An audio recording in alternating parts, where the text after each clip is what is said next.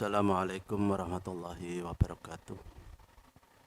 Ala hadratin Nabi Mustafa sallallahu alaihi wasallam wa azwajihi wa dhurriyyatihi wa ansarihi wa ahli baiti ajma'in. Lahum al-Fatihah. Subhanal ladzina an'amta 'alaihim isma mu'allifu hadzal kitab wa mu'assis hadzal ma'had wa man istama'a bi hadzal kitab. Lahum al-Fatihah. A'udzu billahi minasy syaithanir rajim. Bismillahirrahmanirrahim. Alhamdulillahi rabbil alamin arrahmanir rahim. Shiratal mustaqim shiratal ladzina an'amta 'alaihim ghairil maghdubi 'alaihim.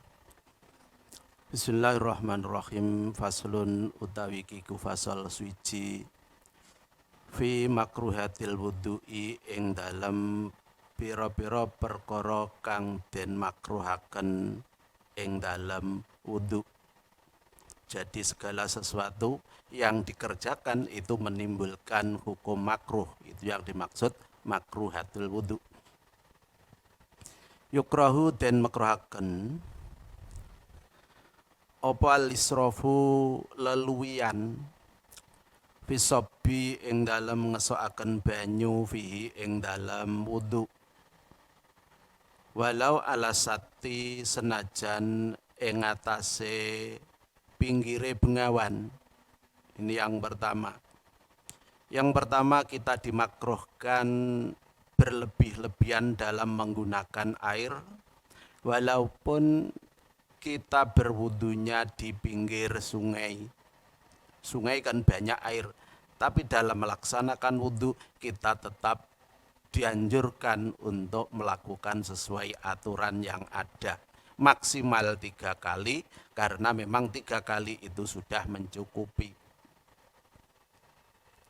Sudah mendapat kesunatan. Bahkan kalau lebih bisa menimbulkan kemakruhan. Makanya harus diperhatikan walaupun air banyak. Tidak boleh kita menggunakan air berlebih-lebihan. Jadi dalam menuangkan air, fisobi, itu juga harus diperhatikan. Kalau masih bisa menggunakan lebih sedikit, kenapa tidak? Tidak harus air yang kita gunakan walaupun di sekitar kita air yang banyak tanpa peduli penggunaannya.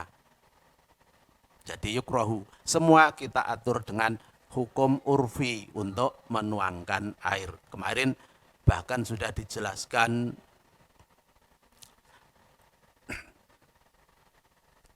2/3 mud Nabi juga pernah menggunakannya. Jadi air 1 mud berarti kurang dari 1 liter. Karena 1 liter sama dengan 1 kilogram untuk air tawar. 1 mud sekitar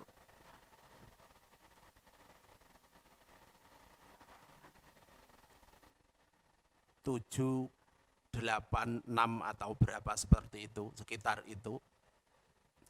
Berarti tidak sampai 800 ml. Maka kita menggunakannya juga diusahakan hanya sebanyak itu. Tapi kalau kita perhatikan dalam mengambil air saja, gayungnya sudah lebih dari 1 liter. Kita ambil untuk mencuci kaki beberapa kali, 1 gayung 1 liter. Nah, ini harus diperhatikan, mestinya seperti itu. Walau ala sati senajan ing atase pinggire bengawan. Wa mahalluhu utawi panggonane makruh iku fi ghairil mauqufi ing dalem liyane banyu kang den wakofaken. Kemudian ini juga ada keterangan yang dihukumi hanya makruh. Ingat, hanya makruh itu kalau airnya bukan air yang diwakafkan. Lah kalau diwakafkan, wa illa lam ora ghairul mauquf fahuwa mongko utawi israf iku haramun haram. Ini beratnya seperti ini. Kalau kita menggunakan air yang diwakafkan, maka hukumnya israf melebihi batas penggunaan air, itu hukumnya haram. Jadi tidak boleh. Tapi kalau di sini kemungkinan kurang diperhatikan karena saking banyaknya air. Tapi hukum seperti ini. Wa yukrahu lan den makruhaken apa tarku tahlilil lihyati, tinggal nyela-nyelani jenggot al-kasati kang ketel apa lihyah. Kemudian kita juga dimakruhkan lagi kalau punya jenggot yang lebat itu ditahlil, disela-selai dengan jari. Jadi tangan kita dibasahi dengan air yang kanan, kemudian dimasukkan ke dalam jenggot.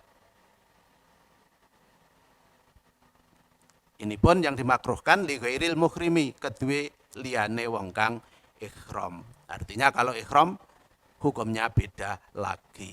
Jadi orang biasa di rumah kemudian punya jenggot yang lebat, maka disunatkan untuk tahlil. Jarinya dibasahi, kemudian dimasukkan ke sela-selanya jenggot. Kalau tidak, hukumnya yukrohu. Wa tahlilul lihyati lan nyela-nyelani jenggot. Al-kasati kang ketel apa lihyah lil muhrimi kedue wong kang ihram. Ini sama tapi beda. Tadi kan tahlilul lihyah li ghairil muhrim. Kalau tidak dikerjakan hukumnya makruh. Kalau yang ini sebaliknya, kita juga dimakruhkan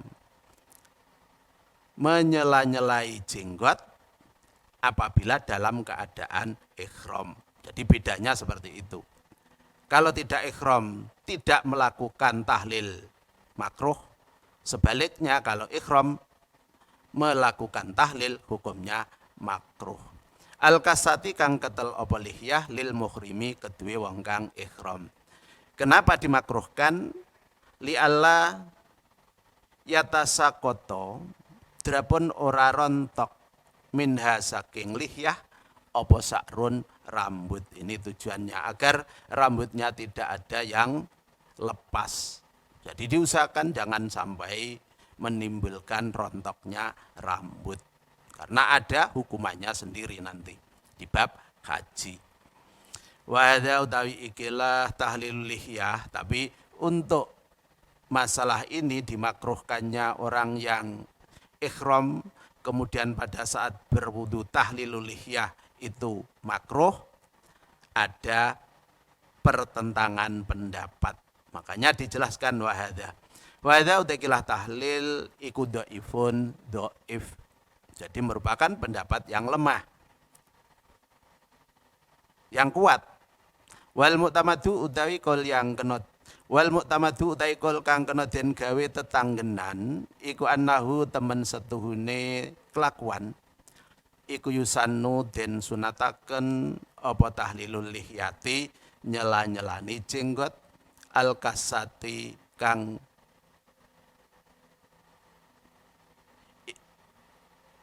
apa tahliluha iku yusannu den sunataken apa tahliluha nyela-nyelani lihyah kata lil muhrimi sehingga wong kang ihram. Lakin birifkin tetapi ini kelawan alon. Ini menurut qaul yang mu'tamad. Jadi kita tetap disunatkan untuk tahlil apakah kita keadaan ihram atau tidak ihram, hanya saja bedanya birifkin dengan lembut, berhati-hati dalam melakukan tahlil. Beda kalau keadaannya tidak ihram. Tapi hukumnya tetap disunatkan. Itu menurut qaul mu'tamad. Wa yukrahu lan den makruhaken apa azyadatu nambahi ala salasi ing atase telu. Kemarin sudah disebutkan dalam bab kesunatannya wudu. Setiap mengerjakan basuhan itu disunatkan 3 kali. Ini kalau ziyadah menambah, apakah itu 4 atau 5 misalnya, maka hukumnya juga makruh. Asal penambahan tadi dalam keadaan yakin. Sudah yakin kalau kita membasuh sebanyak 3 kali, kemudian ditambah menjadi 4 kali. Itu yang dihukumkan makruh. Kalau kita masih ragu, tadi sudah 3 apa belum ya? Kalau keadaan seperti ini, menambah 1 kali menjadi 4, kenyataannya seperti itu, tidak dihukumi makruh karena tidak yakin. Jadi yang yakin saja. Al-muhaqqaqi kang den nyataaken apa salas. Makanya harus yakin. Sudah yakin 3, jangan ditambah. Tapi kalau belum yakin masih boleh ditambah. Biniyatil wudu'i kelawan niat wudu. Ini juga ada tambahan menambah basuhan tadi menjadi makruh kalau memang niatnya juga membasuh anggota wudu. Kalau niatnya bukan itu lain lagi. Kemarin kan boleh kita melakukan basuhan anggota wudu dengan 2 niat. Asalnya dengan 2 niat, tidak diganti niatnya. Niatnya di samping melakukan basuhan anggota wudu juga untuk agar bersih misalnya. Tidak boleh hanya agar bersih saja. Kalau niatnya seperti itu maka wudunya batal. Sama dengan memutus niat wudu yang pertama. Faqad asa'a wa naksulan ngurangi nganha saking salasah. Demikian pula wudunya kita kurangi 2 kali. Tapi ini juga tergantung dengan keadaan karena kemarin juga sudah dibahas. Kita boleh 1 kali, bahkan dianjurkan untuk 1 kali apabila kemungkinan ketinggalan dengan jamaah. Itu makruh kita membasuh 3 kali. Kalau ketinggalan waktu, jadi kita berwudu 3 kali waktunya sudah hilang. Kalau kita wudunya hanya membasuh 1 kali, wudunya masih, waktunya sholat masih, itu hukumnya wajib. Jadi tergantung situasi, apakah itu dimakruhkan atau disunatkan atau diwajibkan. Jadi semua memiliki pengaruh keadaan. Liannahu karena teman sunnah jeung Nabi sallallahu alaihi wasallam iku tawaddoa wudu sapa jeung Nabi salasan kelawan ping telu. Ini alasannya. Jeung Nabi setiap berwudu dalam membasuhnya 3 kali. Bukan salasan itu berarti 6 kali, bukan. Tapi sesuai dengan ilmu nahwu salasan itu 3 kali.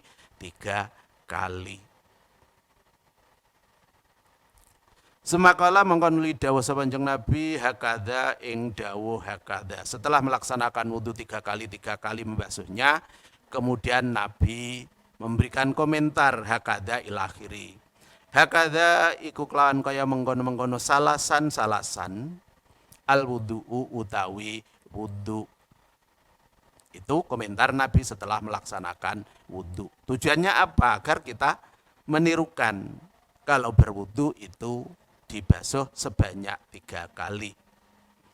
Faman mengkotai sapa wonge iku zada nambahi sapa man ala hadal wudu'i ing atase ikilah wudu. Jadi diteruskan seperti itu. Aw naqasa utawa ngurangi sapa man faqat asaa mongko teman-teman gawe ala sapa man. Wa dzalama lan dolim sapa man. Ai ahta'a tegese luput sapa man tariqa sunnati ing dalane kesunatan fil amro ini ing dalam perkara loro ai ziyadah wan naksi. Tambahnya seperti itu.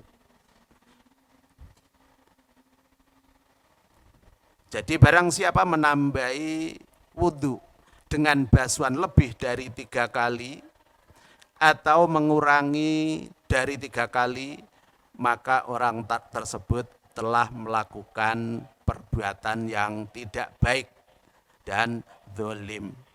Jadi asa'a wa dzalama. Berbuat seperti itu saja sudah dihukumi zalim. Pengertiannya ahta'a tariqas sunnah. Jadi pengertian dari dzalama itu adalah ahta'a tariqas sunnah. salah dari jalannya kesunatan. Karena menambah basuhan menjadi 4 atau mengurangi basuhan menjadi 2. Waqat yutlaku lan teman-teman den ucapaken apa